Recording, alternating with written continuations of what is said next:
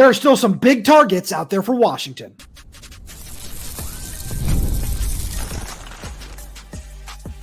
You are Locked On Huskies, your daily podcast on the Washington Huskies, part of the Locked On Podcast Network, your team every day. Welcome back into another edition of the Locked On Huskies podcast. I'm Roman Tomashoff. That's Lars Hanson. He's site editor with Athlon Sports' Inside the Huskies. I'm the site editor with Huskies Wire. Thank you for making this your first watch or first listen of the day, as we are part of the Locked On Podcast Network, your team every day. And today's episode is brought to you by Game Time. Download the Game Time app, create an account, and use code LOCKDOWNCollege for $20 off your first purchase. Lars, we've got a really fun show coming at all the everydayers today. Just a quick reminder, all the everydayers out there, make sure to click that like button, subscribe down below wherever you get this podcast. It all really does help us out a lot, especially if you're audio only, leaving us one of those 5-star reviews. It just helps get the podcast out to more people, which we really appreciate because we're trying to grow every single day and do everything we can to make sure that you get all the latest and greatest Husky news, which Lars got some really interesting news to talk about later on today. And that's the NCAA granting a waiver for all junior college transfers. Start with Diego Pavia. We're going to get there a little later, because we're talking, hey, it's Christmas Eve, as the everydayers are listening to it. We're talking about our remaining Christmas list, basically, for Washington on both sides of the ball, offensively and defensively. On offense, probably 2, maybe 3, depending on if you want to talk about, another potential tight end. But the top guy on Washington's wish list on the offensive side of the ball is Johntay Cook. Yeah, and this one, especially as the way the the receiver transfer portal situation has kind of gone with Jordan Dwyer going to TCU. Yeah. BT Sheffield going to, I think, Rutgers. Joseph Williams going to Utah and then to Colorado. So kind of just going up the mountain region there. And you just slowly but surely, all the guys that were on the list, there's only really one, and it's Johntay Cook. And you look at it and you think former potential 5-star, 5-star talent, let's just call it, high-end upside, hasn't been able to break through at Texas. But I think if anybody can kind of tap into that talent, it's going to be Kevin Cummings. And the fact that you have multiple years with him, should he end up, choosing Washington here, because again, he did visit Florida over the weekend after his visit to Washington on Friday. And I don't know if that trip stretched into Saturday, but I know he was, I think, on campus in Gainesville on Saturday, so I'd assume that was a Thursday, Friday visit. And so with that being in mind, he, I think, put out an Instagram thing on Monday afternoon showing, Purple Rain and all that sort of stuff. But again, it's clearly between Florida and Washington for his services. And at this point, I forgot who the receiver was last year that ended up picking Florida over Washington and late in the process. There was one of those spring portal guys, so it was a slightly different situation. But I would have to imagine Johntay looks at the room and says, okay, there's Denzel, and then, again, we like Rashid, we like, a few other pieces in that room. Yeah. But aside from Denzel, who here can you pencil in at that wide receiver 2 or wide receiver 3 spot? Like there's guys that we could pencil in, I'm sure, and say, like, hey, this guy will be in the running at X, Y, and Z. But there's a point for Johntay to say, you know what? I couldn't break through at Texas. Watch me break out at Washington, and especially with DeMond and the mobile offense that he would fit in. It would be a perfect fit. Yeah, absolutely. Well, that's one of the biggest things I'm looking at when it comes to Johntay is, it seems like everything he's done with his visit taking and all that is he wants to be considered a priority wherever it is that he goes. And Washington is heavily in the market for a wide receiver 2, where some guys, it's still losing out on them, but if they want to go be a wide receiver 1, they know that destination right now is not Washington, because of Denzel Boston. Or if you want to go and say, hey, yeah, I just want to, make sure I get an upgrade in playing time and I can be a more consistent target, for sure. But I'm okay playing second fiddle to somebody like Denzel Boston. Yeah, obviously, those things are going to happen. That's all part of the transfer portal process. But when I look at this situation and I look at Johntay Cook, his athleticism and his ability to stretch the field is so important to me.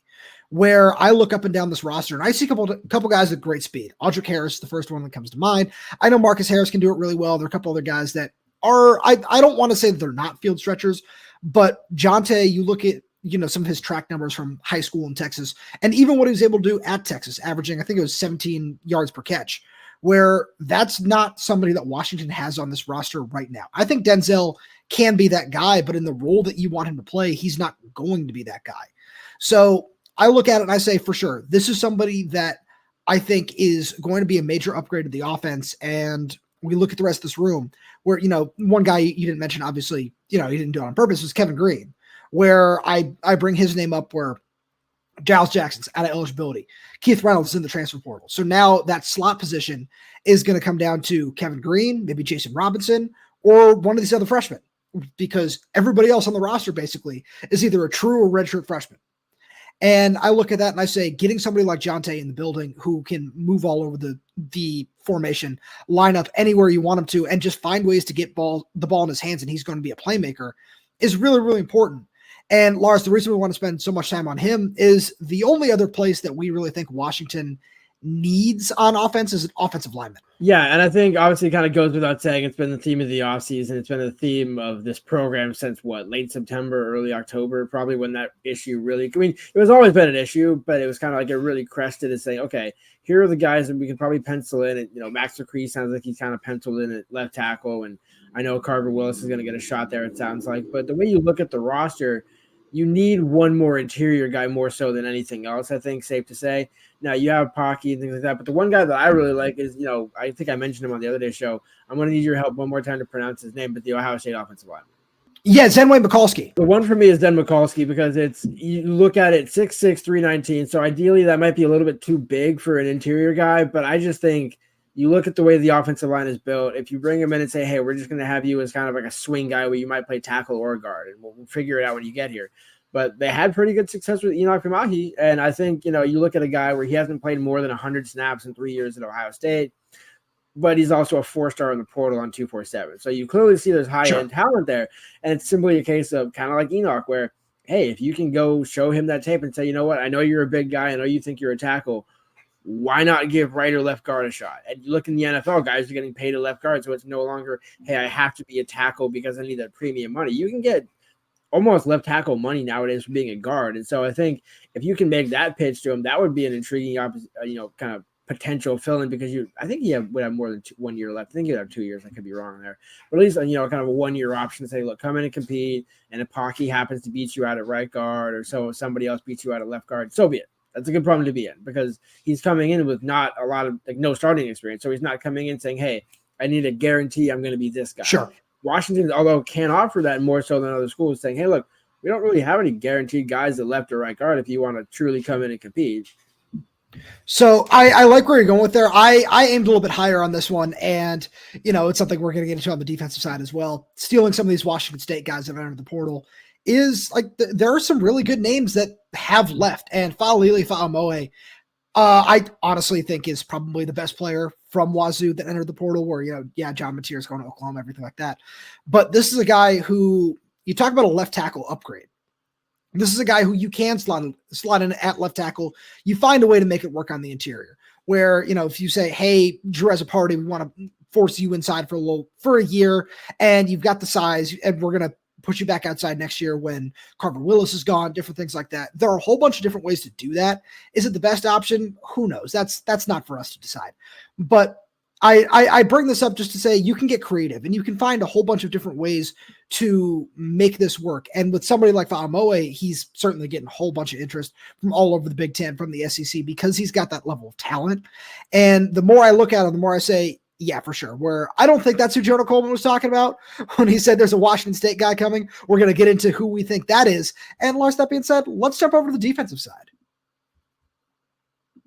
Right after a message from our good friends over at FanDuel. The NFL playoffs are almost here, but it's not too late to get on the regular season action with FanDuel, America's #1 sportsbook, because right now new customers can finish the season strong with $250 in bonus bets if your first $5 bet wins. FanDuel has so many ways for you to pick up a W. I love betting on which players will score a touchdown and how many points each team will score. It's thrilling. Not only can you bet on who will win the game, FanDuel also has bets for which players will score a touchdown, how many points each team will score, and so much more. An easy one every single week. Jamar Chase, anytime touchdown. I feel like that one's just a lock at any point in time.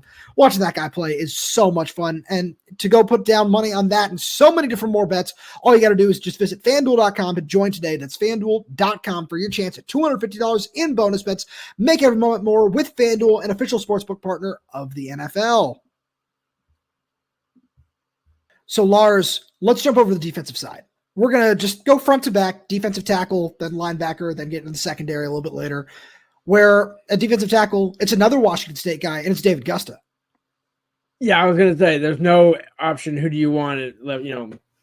I'll give you three names, and you can pick one. It's, okay, David, period, Gusta. Like that. There is because when you look at what Washington's done along the defensive line, you got Simone Peppa from Utah and you got Ontario Thompson from Western Michigan. Two kind of different guys. Peppa more so a tackle. Thompson seems to be that kind of D-end, D-tackle, 3-tech kind of option. Gusta is another one where you can just plug him right next to Pepper or Logan Sagapolu. And by the way, you imagine that 4-down line of Javon Parker, Sagapolu, Gusta, and Peppa. Like you're just loading up along that. That's a goal line front right there, yeah. But that's what I'm saying. When you look at, think of the Big Ten, what do you need? You need to bulk up in the trenches. That's a way to do it. And by the way, you don't want to limit yourself saying, oh, well, we got, Javon plus X, Y, and Z. It's like it's no discredit to any of those guys, and specifically Javon, because I'm citing him. This year proved more than anything, injuries or not, it's better to have a fresh set of guys and rotating in and, create more packages for yourself than say, you know what, we're comfortable rolling with the guys who we got. Let's go get another skill position. Or let's go get another, safety or, they need a linebacker, but, don't take two more when you only need really one more. So I looked at this a little bit differently where I don't think anything you said is invalid, where I looked at it from the standpoint of you need somebody who can really collapse the pocket. Your best interior pass rusher last year was Sebastian Valdez. He's gone. The guy who's probably second on that list was Javon Parker, and he's coming off a torn Achilles. So I look at that and I say there's a lot to be desired in terms of just interior pocket presence. Lars, you and I firmly believe Bryce Butler can step up in that role. We think Alinius Davis can step up in that role. If Javon and Armand Parker are healthy, maybe they can provide something there too. But it's all about quality bodies, as many as you can possibly get at defensive tackle. And there's been a lot where if you look at just general commentary throughout the UW media space of what Washington's portal class has been so far, I feel that the general consensus is that it's been a little underwhelming, but I think David Gusta changes that. Where all of a sudden, if it's, yes, this is one of the best defensive tackles in the transfer portal, that was a big area of need, and you find a way to win that battle, all of a sudden that narrative changes a little bit. Where you can look at an acquisition of somebody like, I think Jacob Manu is going to be a real impact player, especially if he can be healthy for Washington. But all of a sudden, if you have more bodies in front of him with, again, a healthy Javon and a healthy Armand, plus another year of experience for all the guys that we just mentioned, all of a sudden it looks a lot different. The edge rushers are back and they're healthy. I think Taitai Uyunglele is going to be a nice help there, but you need that one real centerpiece because you don't have that yet. And I firmly believe that Simone Peppa can help. I think Tarriq Thompson can help as guys who can take 15, 20 snaps a game. But it's one of those guys where wherever he's on the field, that he's going to find a way to collapse the pocket. And that's what David Gusta is.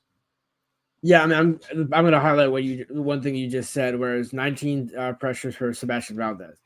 Javon had 7 in 4 games as the next closest interior. Like, that is a significant gulf. I mean, we are talking like backup linebackers getting more pressures. And then, by the way, you want to know the third guy behind that, which speaks to the depth need here, is Jacob Bandes at 5. Alenius had 4. So if you want to go top 4, like that's what you're rolling with. And so that's why there's so much of an earnest to go get another, whether he's a pass rusher or a guy that can clog the lanes, you just need another interior guy that can really go and do that. Because again, as I kind of forgot to mention Uyunglele there. So now you have 4 already along the knee line. So you're getting different types of bodies. And by the way, the key fast in all these guys, they're big. So you're getting a bigger Voight Nufi and Uyunglele. You're getting a bigger version of, and maybe a potential more impactful version of Sebastian Valdez if you were to get Gusta. So you look at all these additions and think all the pieces are there returning.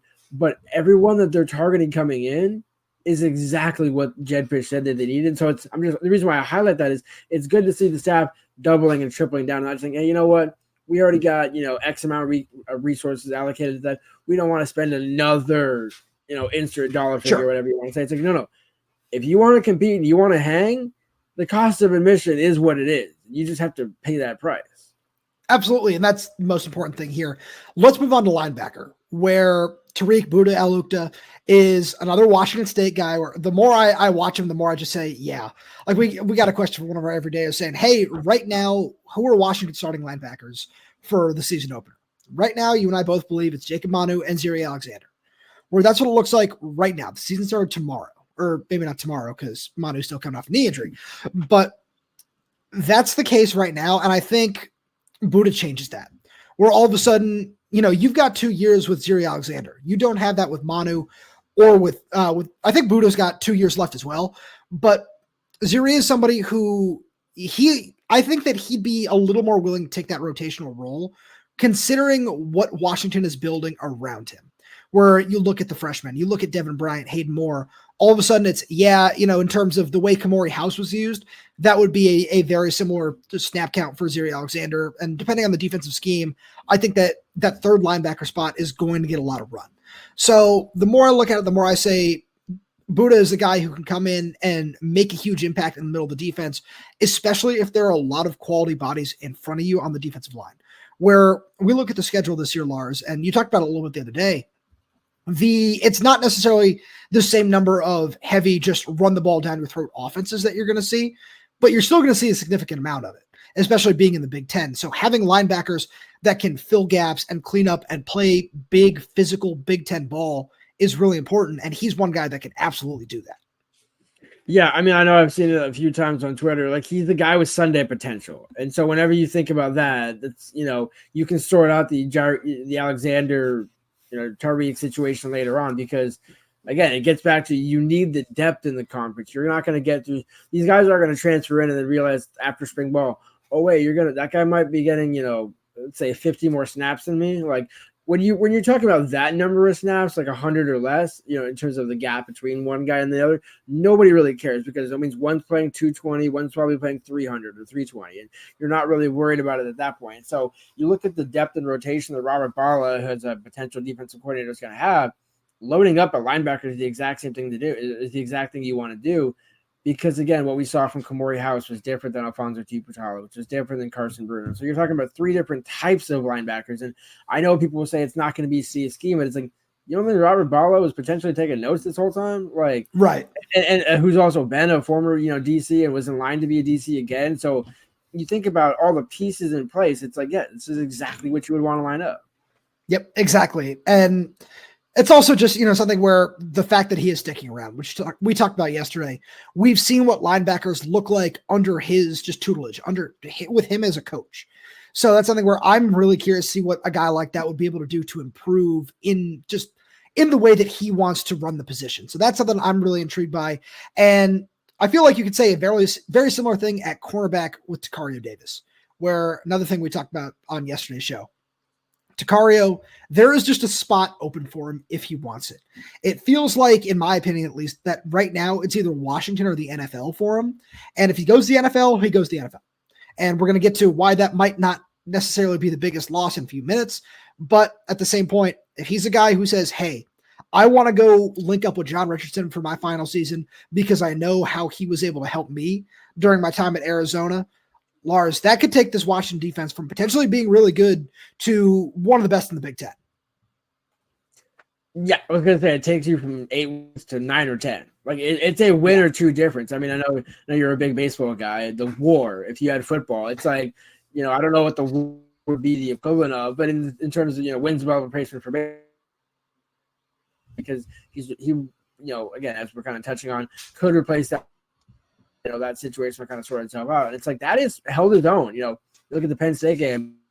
Yes, aside, had he not gotten ejected, would have probably had a better game than Pricelock, because Pricelock kind of struggled in that game. And so you just think about it, and it's a matter of, okay, if Jedd wants to go big in year 2 and potentially win 10, 11 games and, be in contention back with the way the schedule lines up, it is a very realistic possibility if you can get pieces. That's a game or 2 difference, and that's getting in the playoffs or missing the playoffs. We're right there. Yeah, absolutely. And I just think it goes so far beyond that, where that's all absolutely fantastic point.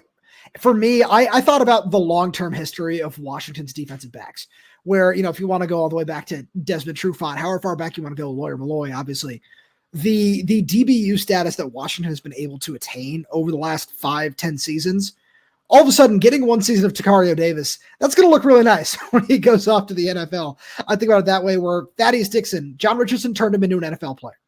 There are a lot of guys where we're going to see Cam Fabiculon and maybe even Cam Broussard playing on Sundays from this last season. So I look at that and I say there's still a whole lot of NFL potential on Washington's roster, especially in the secondary. And I just thought about the whole DBU thing of, Marcus Peters, obviously Trent McDuffie. Shout out to Trent. Hey, 2 picks in 2 weeks. We love to see that after I did the math there, 1,498 days between interceptions for Trent McDuffie. But that's beside the point here, where I think about it and I say, hey, Takario Davis wants to be the next Trent McDuffie and be the next first-round defensive back from Washington. That's a serious possibility if he wants to come back in 2026. Right now, I truly believe he could be a top 50 pick, but with another season of John Richardson and the way next year's draft looks in the secondary, he could legitimately be the first corner off the board.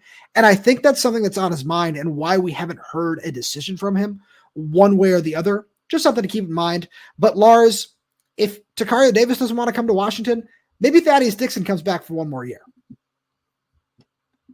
which we'll get to right after a message from our good friends over at Game Time, because Game Time is focused on togetherness this holiday season. That means when you bring people together at live events, the experience is that much better, and it's the perfect gift because the Game Time picks, it makes getting tickets for live events so much easier, which is great news for anybody who wants to go check out the Seahawks in these final weeks, maybe making a playoff push. We'll see what that looks like. The Kraken, Husky basketball, it's almost Big Ten play. That's going to be a lot of fun this year. Lars and I are really excited about that as well, because the Game Time picks here makes it easier to save more on sports, concerts, comedy, theater, and so much more. With their all-in pricing, you can toggle this feature and it shows the total upfront with no surprise fees at checkout. And with seat views, you get a panoramic view from your seat in the app before you buy. Take the guesswork out of buying tickets with Game Time. Download the Game Time app, create an account, and use code LOCKDOWNCollege for $20 off your first purchase. Terms apply. Again, create an account and redeem code LOCKEDONCOLLEGE for $20 off. Download Game Time today. What time is it? Game time. So, Lars, interesting news from the NCAA on Monday as we record this, where originally Diego Pavia was the Vanderbilt quarterback, was the only person who this applied to, where he said, hey, I kind of want to get my junior college eligibility years back.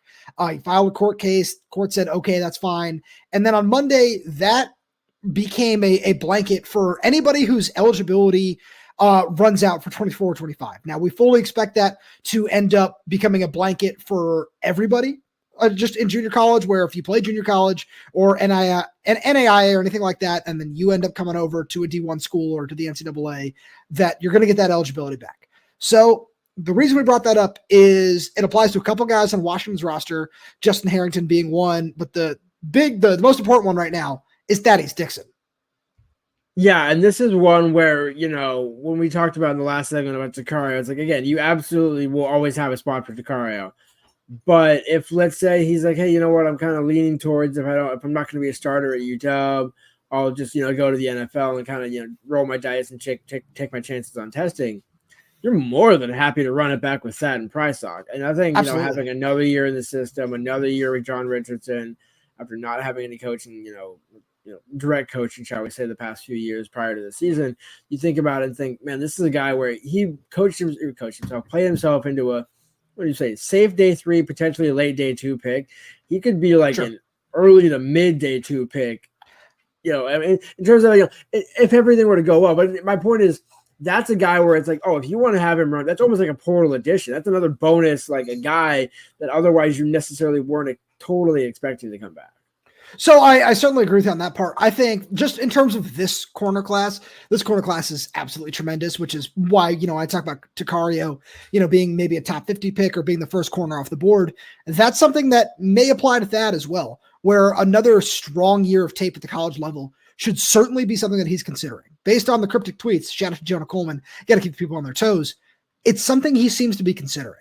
Where I don't know what the draft grades might look like for him right now, where I'd bet it's somewhere in the round like 3 to 5 if I were to just kind of throw something out there, where he's got the physicality, the athleticism, just everything you want to play man at the NFL level. But I think another year of tape would do him a lot of good. So I think that's something he's going to be weighing really heavily. And you talk about the Takario Davis factor. Yeah, for sure. Where if Takario wants to go to the NFL, even if he says, hey, I want to go make X amount at some other school, we don't necessarily think that's his number one option right now. But if that's what he wants to do, getting Thad back for another year is critical, because we saw how well he played in this scheme under this coaching staff, where, again, this is under the hypothetical that you and I believe, where Robert Balla stays as defensive coordinator. But this is also going to have long-term effects, where I think about it where, Justin Harrington being the other one right now. And you can think about Quentin Moore. Quentin Moore wants another year, but it's Maximus McCree, it's Bryce Butler, it's CJ Christian, where you look down the road and you say, all right, if some of these other guys want an extra year, Bryce Butler being the one that I'm personally thinking about right now, especially just at that position of need. And Terrio Thompson as well. Those yes. Forget. That's what we forget. Like, again, because if we're talking about if this does end up being a blanket ruling where anybody that previously played at the JUCO, like that significantly kind of makes the numbers more impactful. And the reason why I say that is to say some of those guys, as time goes on, you got to keep in mind the 85 number. So if Justin Harrington played 2 years at a JUCO, you might say, okay, he could come back for one more year, but then what does that number look like with respect to the 85 and 25? You're thinking about, okay, does that mean you now take one less in 20 to 26 class? Do you kind of have to process somebody else out that's, potentially younger in that room, and, especially when McKell sticking around, the numbers start to get real interesting. And so it becomes, a case of, okay, well, I mean, I doubt that Harrington would transfer, but, it becomes a discussion piece for a lot of these guys. And if let's say you get another extra year out of Thompson, and so he ends up being a 2 or 3 year guy, again, some coaches, I know Sark pushed back in Texas saying, well, you're going to have like 25, 26, 27-year-old quarterbacks. It's like, I mean, talk to Cam McCormick. Like, nobody seems to mention that. Like, nobody mentioned Cam McCormick being in college for almost a decade between Oregon and Miami. And so, now again, he was hurt a lot, so it's understandable. But, like if kids have the opportunity to do it, by the way, it doesn't mean Texas has to go recruit a bunch of those guys. You can still, deal with that and let those guys transfer out or do whatever they want to do. But for the good of the sport, the whole principle of this was you make but kind of almost like the NFL, where it's like there's so much parity. Any team can win any given Sunday. You want these college teams to say, hey, you know what? A Boise State team that had, a former JUCO guy for 1 year, now you get him for 2 more years because he came to a JUCO before you. And so it levels the entire playing field of the sport up. And that's when, you're going to get more of the SEC schools saying, hey, it's harder for us to make the playoffs. Like, exactly. This is what everybody wanted. Supposedly, which was, hey, we want a bigger playoff. We want to be able to pay players because the SEC dominates both. And then it's like, well, you did. Sure. Not so much anymore. And I think this ruling is kind of another layer in that, saying, you know what? Schools that are at the maybe bottom of the P4 level can now raise up over a 1 to 2 to potentially 3 year period because, hey, we got a bunch of JUCOs that now decided to stay 1 extra year, and that, potential 6 and 6, 7 and 5 season turns into an 8 and 4, 9 and 3 season because you're getting an extra year of older guys who probably should be in the NFL. But it's like, look, why you only have one shot at the NFL in terms of once you go, you cannot come back. So why not do the most service that you can, put the most game tape that you can on, and again, get compensated in NIL and things like that. And then when you're truly ready and when you've either exhausted all your eligibility or you finally feel like you have, let's be real. In the NFL, you need 3 years of solid tape. You're 2 to 3 years, starting with solid experience and things like that to really make a note when it comes to draft day. If you only have, let's say, 1 year of JUCO that nobody's really going to look at, replace that 1 year at a Power 4 school, like Dad would do with this in this situation. And that's basically what you're doing. You're saying, look, we'll give you the credit for the academic side, but on field, none of the NFL scouts are saying, hey, we saw him at, some JUCO over the summer at some combine, and we really were impressed by him. It's like, that might happen. But for the most part, it's, hey, no, we saw that guy level up, decide to go back, take advantage of the opportunity in front of him. And now is the day 2 pick. And I think NFL GMs and teams are going to be more impressed by that than a guy that says, you know what, I'm trying to be a 3 and out. I'm just trying to get my payday and go to the NFL. And I have like 1.5 years of game experience. So another guy who I think that this might be an important long-term ruling for, because, you talk about Bryce Butler is Maximus McCree, where I look at, Lars, you did a great job telling his story last summer when he enrolled here. That's one of those things where, you think about Carver Willis, think about that take, and all of a sudden you thought you had a certain amount of time with Max. Now, probably only going to get 1 year back since he didn't play at Iowa Central, Iowa Western, right? Iowa Central, thank you. And that's all of a sudden you have that year back with him from 2021. And you bring in Carver Willis anyway, where that's going to be a guy who's going to be a really important piece of your offensive line this year. And if you say, hey, we're still really happy with what Max brought to the table, we want to play him, that's great. I'm not, trying to discourage that in any way.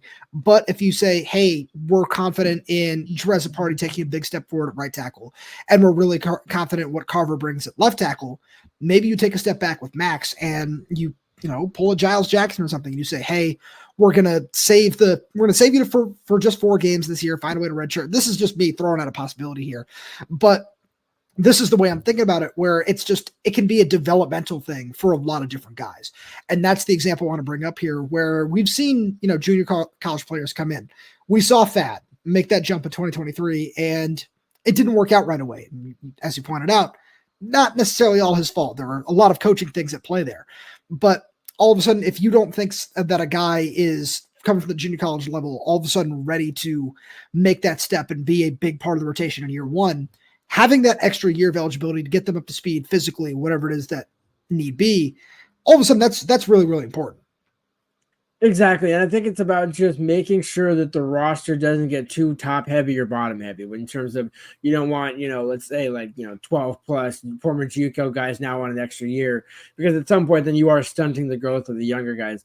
But it also kind of allows you to maybe experiment. It's like, hey, maybe Max will try you at 2 games at left guard and 2 games at right guard, and then redshirt you. So you can kind of say, hey, you know what, we're going to use the most, because that's the one thing we got to give Jedd credit for. They will find a way to max out. Like, hey, if we're going to burn the red shirt, we're going to make the most of it. Even though we didn't see Peyton Waters more than 3 games on defense, we saw him a ton on special teams. They will find guys ways to make use of a year if they're going to burn it. And, similar to guys where they don't, it's like, hey, Quentin Moore, maybe you could have come back in November. Let's just shut it down. Let's run it back. There's nothing to gain from coming back at the end of November, early December, even in the bowl game. Same thing with Durfee. And so you look at all those guys and think the coaching staff clearly has a plan. So now it's just a matter of how can Jedd Cook and kind of use this to their benefit. Lars, as always, thank you so much for being here. Thank you all everydayers tuning in. We really do appreciate your support. And just a heads up for scheduling for this week, since it is Christmas week, we're taking Wednesday off. Our next show is going to come to you on Thursday. And, the best way to just make sure that you're up to date whenever it is that we drop a new show is just to subscribe wherever you get your podcasts, whether that's YouTube, Spotify, Apple Music, Amazon Music. We're there. We're everywhere. We're updating the channel through content every single day. So make sure you click that like button, click that little bell so you don't miss when we post a new video. If you have any questions, comments, concerns, drop right down below in the comment section. And if you're audio only, please leave us 5-star reviews. It does help us out a lot. Thank you so much for tuning in, and we'll talk to you on Thursday.